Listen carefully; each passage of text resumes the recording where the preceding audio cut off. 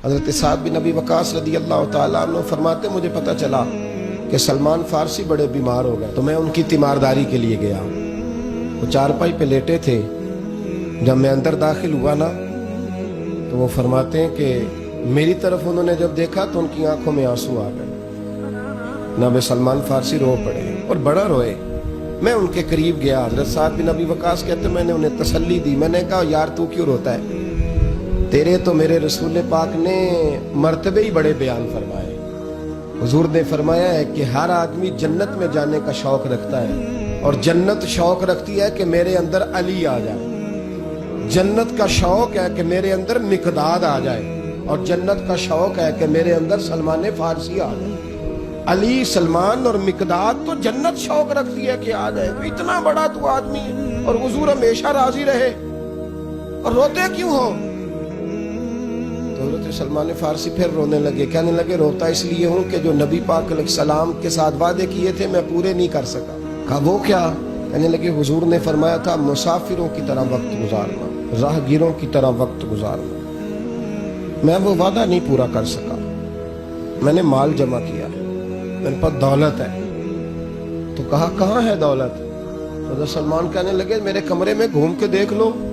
کہتے میں نے گھوم کے دیکھا تو 2 تکیے تھے، 2 پیالے تھے پانی پینے کے، ٹوٹی ہوئی چٹائی تھی اور تھوڑے سے برتن تھے۔ تو میں نے کہا یہ 5-10 دینار کا مال، اس کو آپ دنیا کہہ رہے ہیں؟ سلمان فارسی پھر رو پڑے، کہنے لگے اور کوئی رکھ لیتا تو خیر تھی، مجھے تو نہیں رکھنی چاہیے، میں تو نبی پاک کا غلام ہوں۔ اور پھر فرمانے لگے 2 تکیے ہیں، ایک سے بھی تو گزارا ہو سکتا تھا، 2 پیالے ایک سے بھی تو گزارا ہو سکتا تھا۔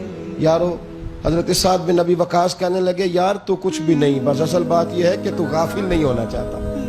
دولت شولت تیرے پاس کوئی نہیں، پر وہ جو تیرا نفس لوامہ ہے نا وہ زندہ ہے۔ یا تو حرام کھا کے لوگ بڑے سکھی رہتے ہیں، مال لوٹ کے بھی لوگوں کو اثر نہیں ہوتا، اور وہ لوگ تھوڑی دنیا داری جمع ہو گئی تو پریشان ہے۔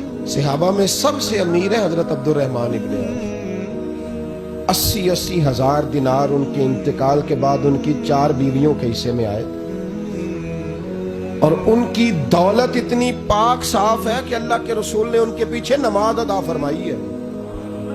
اللہ کرے آپ کو سمجھ آئے میری بات، یعنی 1-1 روپیہ حلال کا ہے، اسی لیے تو میرے نبی پاک نے ان کے پیچھے نماز پڑھ لی ہے۔ 1-1 روپیہ حلال کا، اور جن 10 لوگوں کو نبی کریم نے زندگی میں جنت کی ٹکٹ عطا فرمائی نا، 10 مبشرہ، ان میں حضرت عبد الرحمن ابن عوف شامل ہے۔ حضور کا وصال ہو گیا تو حضرت عبد الرحمن ابن عوف نا سارا دن آ کے سیدہ عائشہ صدیقہ کے دروازے پہ بیٹھے رہتے، کبھی حضرت ام سلمہ ام المومنین ان کے دروازے پہ بیٹھے رہتے، اور بیٹھے رہتے اور روتے رہتے۔ حضرت عائشہ صدیقہ باہر نکلتی تو کہتی بیٹے کیا ہوا، کیوں روتے ہو؟ تو حضرت عبد الرحمن کہتے کہ آپ مومنوں کی ماں ہے نا، تو بیٹے کو جب تکلیف ہوتی ہے تو ماں کے پاس ہی آ کے روتا ہے نا۔ کیا تکلیف ہے؟ کہنے لگے اماں جی دولت بہت زیادہ ہے، پیسے بڑے، آج بھی رات خواب دیکھی ہے تو میں دریا میں ڈوب رہا ہوں، اماں جی آپ ماں ہیں، میرے لیے دعا کریں میں بچ جاؤں۔ حضرت عائشہ کہتی تیری دولت تو بڑی پاک ہے، حضور نے تجھے جنت کی بشارت دی ہے، کیوں اتنا پریشان ہوتا ہے؟ تو عرض کرنے لگے اماں جی ابو بکر مجھ سے افضل تھے، پر ان کے کپڑوں کو پیبند لگے رہتے تھے، عمر مجھ سے اچھا تھا، پر جب وہ دنیا سے گیا تو اس پر قرضہ تھا، امیر حمزہ مجھ سے بڑے افضل تھے، جب دنیا سے گئے تو کفن کا کپڑا بھی موجود نہیں تھا، تو میں نے اتنی دولت جمع کی ہے، ڈر لگتا ہے غافل نہ کر دے، دولت کہیں قائل نہ کر دے۔ تو حضرت عائشہ فرماتی جا کے خرچ کر کے آ، جا اس میں سے کچھ خرچ کر کے آ۔ واپس آتے کہتے 4000 دینار خرچ کر آیا، پھر آ کے روتے، پھر اگلی شام روتے۔